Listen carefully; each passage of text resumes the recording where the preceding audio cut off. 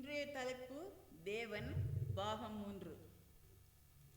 அப்பா பிதாவே, அன்பான தேவா, அருமை இரட்சகரே, ஆவியானவரே, எங்கோ நான் வாழ்ந்தேன், அறியாமல் அலைந்தேன், என் நேச தேடி வந்தேன். நெஞ்சார அணைத்து முத்தங்கள் கொடுத்து நிழலாய் மாறிவிட்டீ.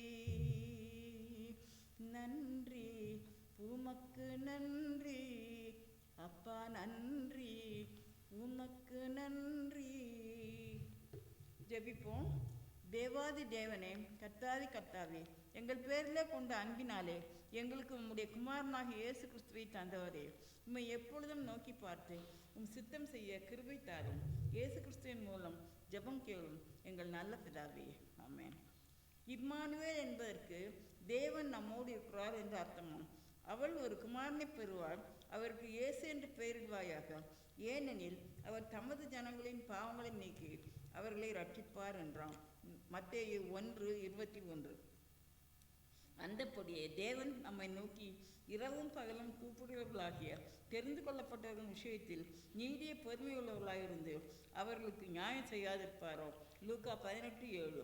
தேவன் தம்முடைய ஒரே பேரான குமாரனை விசுவாசிக்கிறவன் எவனோ அவன் கெட்டு போகாமல் நித்திய ஜீவனை அடையும்படிக்கு அவரை தந்தருளி இவ்வளவாய் உலகத்தில் அன்பு கூர்ந்தார். யோவான் 3:16. தேவனால் அனுப்பப்பட்டவர் தேவனுடைய வார்த்தைகளை பேசுகிறார். தேவன் அவருக்கு தமது ஆவியை அளவில்லாமல் கொடுத்திருக்கிறார். யோவான் 3:34. தேவன் ஆவியாக இருக்கிறார், அவரை தொழுது கொள்ளுகிறவர்கள் ஆவியோடும் உண்மையோடும் அவரை தொழுது கொள்ள வேண்டும் என்றார். யோவான் 4:24. அப்பொழுது கர்த்தருடைய நாமத்தை தொழுது கொள்கிறவனோ அவன் ரட்சிக்கப்படுவான் என்று தேவன் உரைத்திருக்கிறார். அப்போஸ்தலர் 2:21. அறியாமையில் உள்ள காலங்களை தேவன் காணாதவர் போல் இருந்தார், இப்பொழுதோ மனம் திரும்ப வேண்டும் என்று எங்குமுள்ள மனுஷர் எல்லாருக்கும் கட்டளையிடுகிறார். அப்போஸ்தலர் 17:30. தேவன் அவனுடைய கிரியைகளுக்கு தக்கதாய் அவனவனுக்கு பதிலளிப்பார். ரோமர் 2:6. விருத்த சேதனம் உள்ளவர்களை விசுவாசத்தினாலும் விருத்த சேதனம் இல்லாதவர்களை விசுவாசத்தின் மூலமாயும் நீதிமான்களாக்குகிற தேவன் அவரே. ரோமன்ஸ் 3:30. நாம் பாவிகளாக இருக்கையில் கிறிஸ்தன் மக்களாக மறித்ததினாலே தேவன் நம்மேல் வைத்த தமது அன்பை உலங்க பண்ணுகிறார். ரோமன் 5:8. பரிசுத்தாவின் பலத்தினாலே உங்களுக்கு நம்பிக்கை பெருகும்படிக்கு நம்பிக்கையின் தேவன் விசுவாசத்தினால் உண்டாகும் எல்லாவித சந்தோஷத்தினாலும் சமாதானத்தினாலும் உங்களை நிரப்புவாராக. ரோமர் 15:13. சமாதானத்தின் தேவன் சீக்கிரமாய் சாத்தானை உங்கள் கால்களின் கீழே நசுக்கி போடுவார். நம்முடைய கர்த்தராகிய இயேசு கிறிஸ்துவின் கிருபை உங்களோடு இருப்பதாக, ஆமென். ரோமன் 16:20. தம்முடைய குமாரனும் நம்முடைய கர்த்தருமாய் இருக்கிறார் இயேசு கிறிஸ்துவுடனே ஐக்கியமாய் இருப்பதற்கு உங்களை அழைத்த தேவன் உண்மையுள்ளவர். 1 கொரிந்தியர் 1:9. ஒருவன் தேவனுடைய ஆலயத்தை கெடுத்தால் அவனை தேவன் கெடுப்பார். தேவனுடைய ஆலயம் பரிசுத்தமாய் இருக்கிறது, நீங்களே அந்த ஆலயம். 1 கொரிந்தியர் 3:17. பிதாவாகிய ஒரே தேவன் நமக்கு உண்டு, அவராலே சகலமும் உண்டாயிருக்கிறது, அவருக்கென்று நாம் உண்டாயிருக்கிறோம். இயேசு கிறிஸ்து என்னும் ஒரே கர்த்தரும் நமக்கு உண்டு, அவர் மூலமாய் சகலமும் உண்டாயிருக்கிறது, அவர் மூலமாய் நாமும் உண்டாயிருக்கிறோம். 1 கொரிந்தியர் 8:6. மனுஷருக்கு நேரிட சோதனையே அல்லாமல் வேறே சோதனை உங்களுக்கு நேரிடவில்லை. தேவன் உண்மையுள்ளவராயிருக்கிறார். உங்கள் திராணிக்கு மேலாக நீங்கள் சோதிக்கப்படுவதற்கு அவர் இடம் கொடாமல் சோதனையை தாங்கத்தக்கதாக சோதனையோடு கூட அதற்கு தப்பித்துக் கொள்ளும்படியான போக்கியம் உண்டாக்குவார். 1 கொரிந்தியர் 10:13. இருளிலிருந்து வெளிச்சத்தை பிரகாசிக்க சொன்ன தேவன் இயேசு கிறிஸ்துவின் முகத்தில் உள்ள தமது மகிமையின் அறிவாகிய ஒளியை தோன்றப்படும் பொருட்டாக எங்கள் இருதயங்களில் பிரகாசித்தார். 2 கொரிந்தியர் 4:6. அவனவன் விசனமாயுமல்ல கட்டாயமாயுமல்ல தன் மனதில் நியமித்தபடியே கொடுக்க கடவான். உற்சாகமாய் கொடுக்கிறவனத்தில் தேவன் பிரியமாயிருக்கிறார். 2 கொரிந்தியர் 9:7.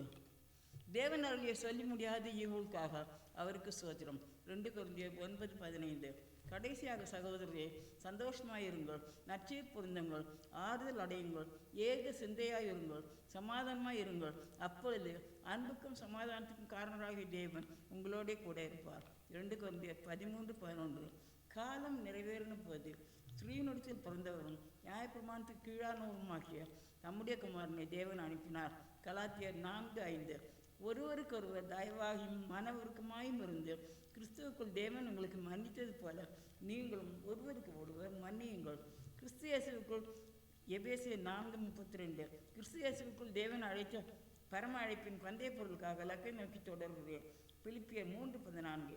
என் தேவன் தம்முடைய ஐஸ்வர்யத்தின் படி உங்கள் குறைவையெல்லாம் கிறிஸ்து இயேசுவுக்குள் மகிமையிலே நிறைவாக்குவார். பிலிப்பியர் 4:19. தேவன் நம்மை அஸ்தத்துக்கு அல்ல பரிசுத்தத்துக்கே அழைத்திருக்கிறார். 1 தெசலோனிக்கேயர் 4:7. தேவன் நம்மை கோபாக்கினிக்கு என்று நியமிக்காமல் நம்முடைய கர்த்தராகிய இயேசு கிறிஸ்துவின் மூலமாக ரட்சிப்படைவதற்கு என்று நியமித்தார். 1 தெசலோனிக்கேயர் 5:9. சமாதானத்தின் தேவன் தாமே உங்களை முற்றிலும் பரிசுத்தமாக்குவாராக. உங்கள் ஆவி ஆத்மா சரீரம் முழுவதும் நம்முடைய கர்த்தராகிய இயேசு கிறிஸ்து வரும்போது குற்றமற்றதாக இருக்கும்படி காக்கப்படுவதாக. 1 தெசலோனிக்கேயர் 5:23. தேவன் ஒருவரே, தேவனுக்கும் மனுஷருக்கும் மத்தியஸ்தம் ஒருவரே. 1 தீமோத்தேயு 2:5. அன்றியும் தேவ பக்திக்குரிய ரகசியமானது யாவரும் ஒப்புக்கொள்கிறபடியே மகா மேன்மையுள்ளது. தேவன் மாம்சத்திலே வெளிப்பட்டார், ஆவியிலே நீதியுள்ளவர் என்று விளங்கப்பட்டார், தேவ தூதர்களால் காணப்பட்டார், புறஜாதியத்தில் பிரசங்கிக்கப்பட்டார், உலகத்திலே விசுவாசிக்கப்பட்டார், மகிமையிலே எடுத்துக் கொள்ளப்பட்டார். 1 தீமோத்தேயு 3:16. அந்த பிரசன்னமாக்குதலை தேவன் தம்முடைய காலங்களில் வெளிப்படுத்துவார். அவரே நித்தியானமுள்ள ஏக சக்கராதிபதியாய ராஜாதி ராஜாவும் கர்த்தாதி கர்த்தாவும் ஒருவராய் சாவாமே உள்ளவரும் சேரக்கூடாத மொழியில் வாசம் பண்ணுகிறவரும் மனுஷர்கள் ஒருவரும் கண்டிராதவரும் காணக்கூடாதவருமாய் இருக்கிறார். அவருக்கே கனமும் நித்திய வல்லமையும் உண்டாயிருப்பதாக. ஆமென். 1 தீமோத்தேயு 6:15-16. தேவன் நமக்கு பயமுள்ள ஆவியை கொடாமல் பலமும் அன்பும் தெளிந்த புத்தியுமுள்ள ஆவியை கொடுத்திருக்கிறார். 2 தீமோத்தேயு 1:7. அடையாளங்களாலும் அற்புதங்களாலும் பலவிதமான பலத்த செய்களினாலும் நம்முடைய சித்தத்தின்படி பகிர்ந்து கொடுக்கப்பட்டார். பரிசாவின் வரங்களாலும் தேவன் தாமே சாட்சி கொடுத்ததுமாய் இருக்கிறார். இவ்வளவு பிரதான ரட்சிப்பை குறித்து நாம் கவலையிட்டிருப்போமானால் தண்டனைக்கு எப்படி தப்பித்துக் கொள்வோம்? எபிரேயர் 2:4. நம்முடைய தேவன் பட்சிக்கிற அக்னியாக இருக்கிறாரே. எபிரேயர் 12:29. நன்மை செய்யவும் தான தர்மம் செய்யவும் மறவாதிருங்கள். இப்படிப்பட்ட வலிமையின் மேல் தேவன் பிரியமாக இருக்கிறார். எபிரேயர் 13:16. சோதிக்கப்படுகிற எவனும் தான் தேவனால் சோதிக்கப்படுகிறேன் என்று சொல்லாதிருப்பானாக. தேவன் பொல்லாங்கினால் சோதிக்கப்படுகிறவரும் அல்ல, ஒருவனே அவர் சோதிக்கிறவரும் அல்ல. ஆதலால் தேவன் பெருமையுள்ளவர்களுக்கு எதிர்த்து நிற்கிறார், தாழ்மையுள்ளவர்களுக்கு கிருபை அளிக்கிறார் என்று சொல்லப்பட்டிருக்கிறது. யாக்கோபு 4:6.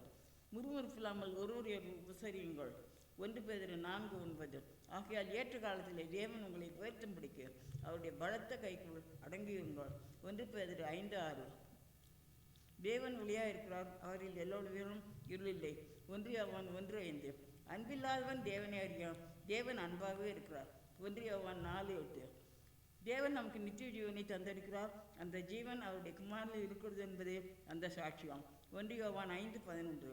இந்த புஸ்தகத்தில் உள்ள தீர்க்கதரிசன வசனங்களை கேட்கிற யாவருக்கும் நான் சாட்சியாக எச்சரிக்கிறதாவது, ஒருவன் இவைகளோடு எதையாகவும் கூட்டினார் இந்த புஸ்தகத்தில் எழுதியிருக்கிற வாதைகளை தேவன் அவன் மேல் கூட்டுவார்.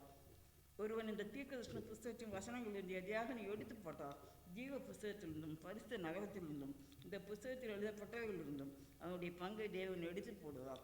வெளிப்பட்டின விசேஷம் 22:18-19. தேவனை பற்றியும் அவருடைய மகிமை, மகத்துவம், வல்லமை, கிருபை, இரக்கம், தயவு இவர்களை பற்றியும் வேதத்திலிருந்து அறிந்து கொண்டோம்.